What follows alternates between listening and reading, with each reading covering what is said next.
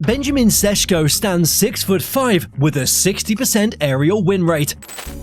What a goal! Benjamin Šeško does it again, and he does it! Bruno Fernandes averages 2.5 key passes per game.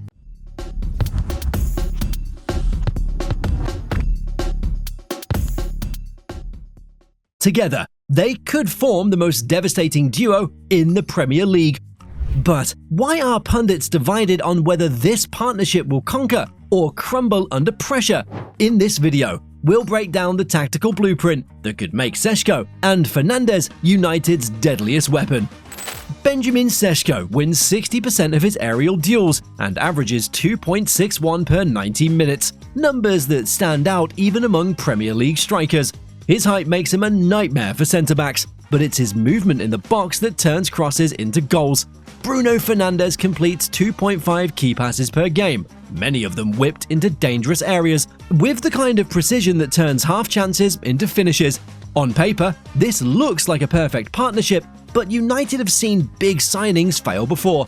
The problem isn't their individual quality, it's how previous systems failed to connect them efficiently.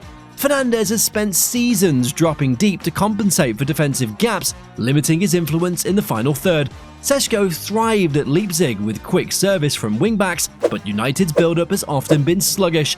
Amorim's 3-4-3 changes that. The narrow front three keeps Fernandes higher, while wingbacks stretch play to create crossing lanes for Šeško.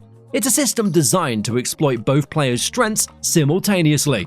Compare this to Salah and Núñez at Liverpool, a partnership built on pace and chaos. Šeško and Fernandes offer something different: surgical precision. City's high line, for example, leaves space behind for runners, but Šeško doesn't need that. He can punish teams aerially from standing starts, and Fernandes only needs a split second to pick him out. Arsenal's Gabriel, dominant in most duels, has struggled against tall strikers who time their jumps well, exactly what Šeško exceeds at. This could redefine United's attack more than any signing since Fernandes himself. Teams that sit deep, they'd have to contend with Šeško's physicality on set pieces, while pressing sides risks leaving gaps for Fernandes to exploit. Amorim's system ensures both players operate in areas where they're most dangerous, rather than adapting to cover weaknesses elsewhere. But tactics only work if the players execute them. Fernandes must resist the urge to chase the game defensively, trusting the midfield behind him. Šeško has to adapt quickly to the Premier League's physicality. His defensive work rate, averaging 0.9 clearances per game, suggests he is willing. If everything clicks, this partnership won't just compete with the league's best, it could surpass them. One advantage they have over rivals? No European football means more time on the training ground. The Premier League schedule is brutal enough without European football. Players typically face 38 matches before factoring in cups or continental competitions. Teams often rely on squad rotation to manage fitness, but even then, fatigue affects consistency. Last season, Arsenal dropped points immediately after Champions League fixtures 3 times, including a costly defeat to Aston Villa that derailed their title challenge.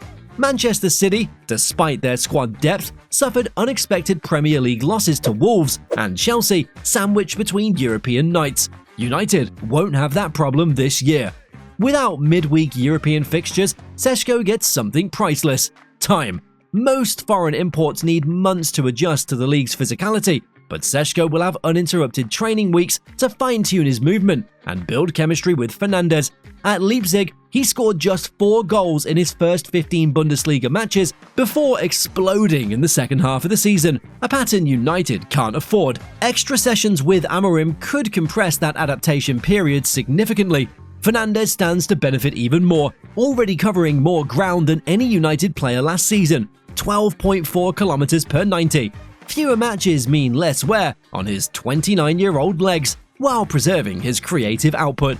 Compare their fixture load to rivals. Liverpool faces up to 15 extra games if they reach the Champions League final.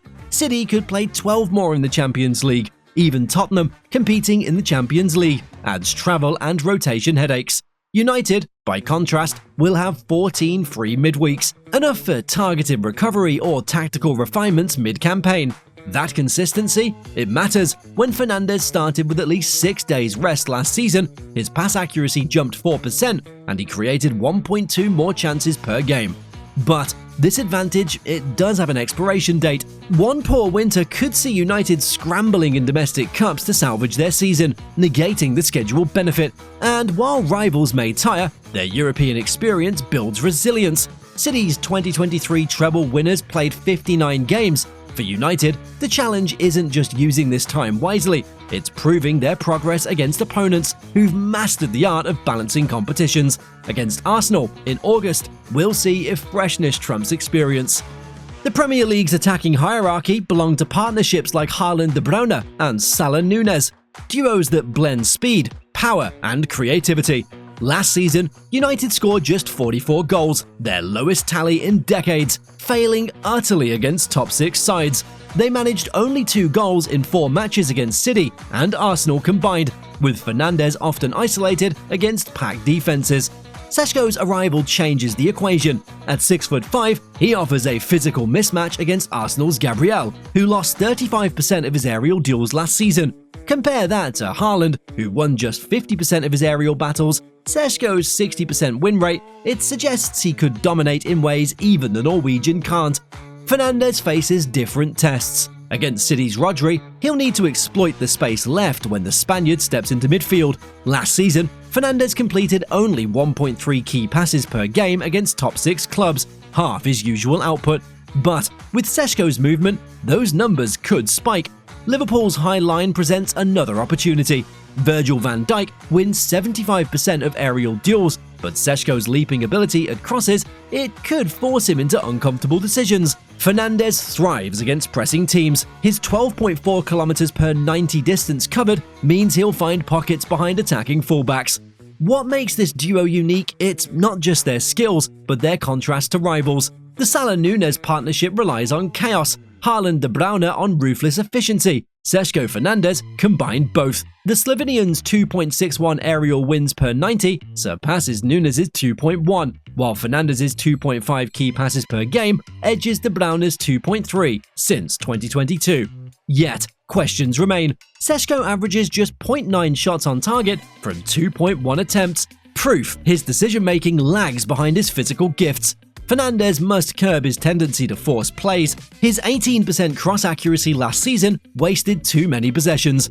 The first 8 games, it'll reveal everything. Trips to Anfield and the Etihad test whether this partnership thrives under pressure or crumbles like past United experiments.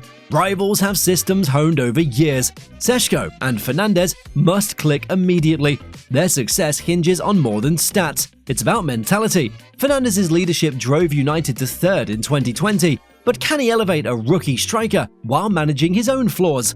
One thing's clear, if they solve these puzzles, the established order won't see them coming.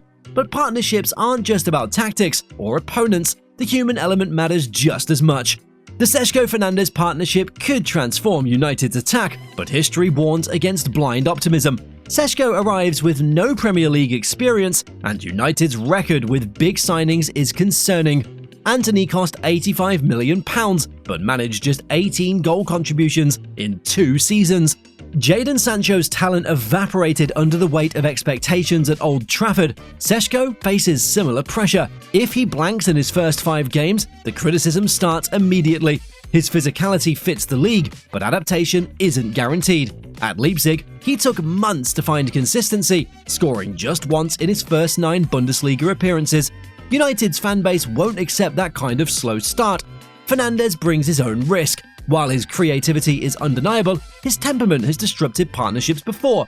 He clashed with Ronaldo over set-piece duties and frustrated teammates by forcing low-percentage passes. Last season, 32% of United's attack broke down due to misplaced through balls, many from Fernandes attempting the spectacular. His passion fuels the team, but it could also alienate Šeško if the Slovenian struggles early. The captaincy adds pressure. Fernandes must balance leadership with patience as Šeško adapts. Then there's the United effect. Since Ferguson retired, the club has become a graveyard for promising signings. Memphis Depay, Ángel Di María, and Romelu Lukaku all vanished after failing to handle the scrutiny. The Glaziers' ownership amplifies fan frustration, turning every missed chance into a crisis. Even Fernandes, for all his brilliance, has faced backlash during slumps. Šeško won't get the gradual integration he had at Leipzig. Every touch will be dissected. Injuries loom as another threat. While Šeško hasn't had major fitness issues, Premier League intensity tests players differently.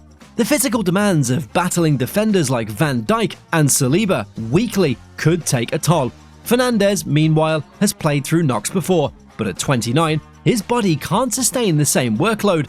Without European fixtures, fatigue is less of a concern, but one awkward landing could derail everything.